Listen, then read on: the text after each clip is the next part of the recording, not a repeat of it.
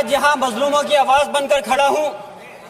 उन करोड़ों भारतीय मुसलमान और अल्पसंख्यकों की जद्दोजहद और हक की बात करना चाहता हूँ जो इस देश का अटूट हिस्सा हैं। मेरे अल्फाज बंटवारे के नहीं बल्कि इत्तेहाद के हैं। मेरे अल्फाज मायूसी के नहीं बल्कि एक उम्मीद के हैं। ऐसी उम्मीद जो कि हमारे इस देश को जोड़ना चाहती है।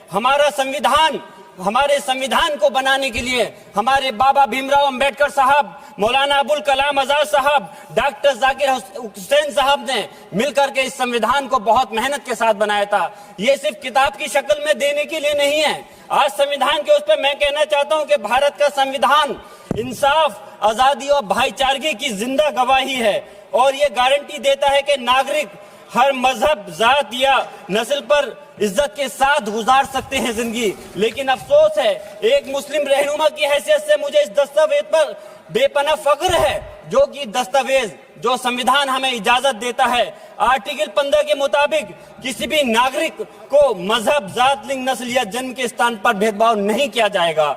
आर्टिकल 19 में बोलने के अभिव्यक्ति की आजादी का हक दिया गया है जो कि हमारे अधिकारी को हक की आवाज को छीनने का आप काम कर रहे हैं। आर्टिकल 25 अपने मजहब को मानने और उस पर अमल करने की आजादी देता है।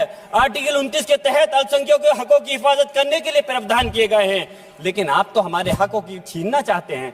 माननीय सभापति जी, मैं आपके माध्यम से कहना चाहता हूं कि आर्टिकल 30 के अंदर अपने तालीमी इदारों को कायम करने और उनके चलाने का हक है, लेकिन हमारे साथ ज्यादती हो रही है। ये संविधान को अगर आप कमजोर करेंगे तो याद रखना ये देश कमजोर होगा, हमारा मुल्क कमजोर होगा। जो संविधान के प्रति वफादार नहीं हो सकते वो हमारे मुल्क के प्रति वफादार नहीं हो सकते। मैं उस संभल की सरजमी से आता हूं जहां पर 15 दिन पहले एक संविधान को कमजोर करने का काम किया गया। वहां पे जिस प्रकार से 5 मजलूमों की जान ले ली गई, जिस तरह से 30 से ज्यादा लोगों को गोली मारकर घायल कर दिया गया और 27 से 50 से ज्यादा लोगों के खिलाफ मुकदमा दर्ज किया गया।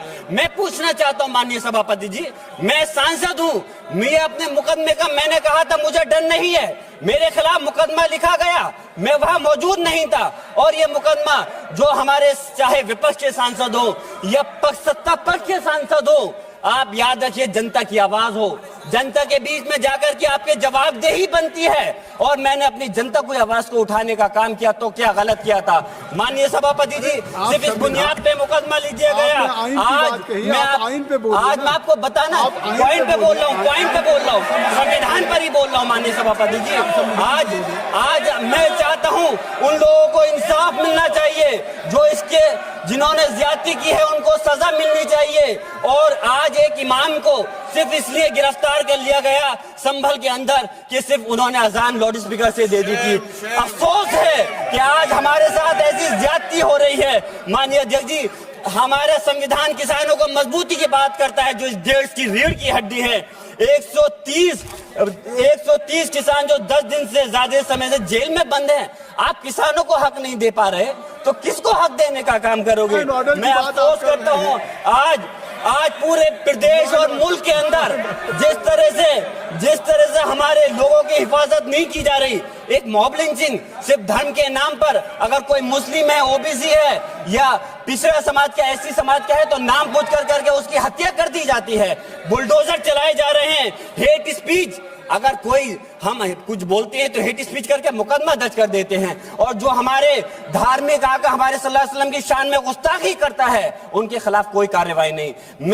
मेरे पास समय कम है इसलिए तेजी के साथ में मुझे बोलना पड़ रहा है। माननीय सभापति महोदय जी, ये सवाल बंटवारे का नहीं बल्कि हम वतनों के लिए जिनका जमीर मर गया है उनके जमीर को जिंदा करने के लिए है। हम चाहते हैं इस देश की आजादी, हमारी देश की सभापति जी, बस मैं अपनी बात खत्म कर रहा हूं, 1 मिनट। हमारी देश की आजादी के लिए मैं ये कोई बंटवारे की बात नहीं कर रहा, लेकिन हमारे मुस्लिम और हिंदू समाज सब लोगों ने मिलकर के इस देश को आजाद कराने का काम किया था। आज उनके साथ ज्यादती क्यों की जा रही है? हम लोग अपने इस मुल्क के अंदर मजबूरी से नहीं रुके बल्कि हम जो है अपनी मर्जी से रुके थे। हमारी मुल्क को आजाद कराने में हजारों लाखों मुसलमानों ने शहीद हुए थे। माननीय सभापति जी, कॉन्क्लूड कर रहा हूँ, सिर्फ राजकुमार से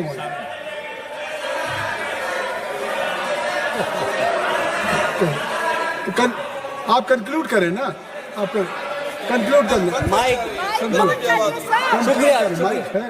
शुक्रिया माननीय सभापति जी। डिम्पल माइक मैं आ एक गया। मुस्लिम और अल्पसंख्यक रहनुमा के तौर पर मैं अपनी बिरादरी के लिए खास हक के मुताबिक नहीं करता। मैं सिर्फ ये चाहता हूं कि आईना के बाद संविधान के मुताबिक हर नागरिक के लिए जो वादा किया गया उसे पूरा हो, हुकूमत से कमजोर की हिफाजत को यकीनी बनाए और नफरत फैलाने वालों को सजा दे। और मैं अपनी बात इस शेर के साथ खत्म करना चाहता हूं जो कि हबीब जालिब का शेर है। ऐसे जुल्म सुबह बेनूर को मैं नहीं मानता, मैं नहीं जानता, मैं भी खाइफ नहीं तख्ताए दार से, मैं भी मंसूर हूं कैदो अगयार से, क्यों डराते हो जिंदान की दीवार से, जुल्म की बात को जहल की रात को मैं नहीं मानता, मैं नहीं जानता। श्री राजकुमार संगवान जी।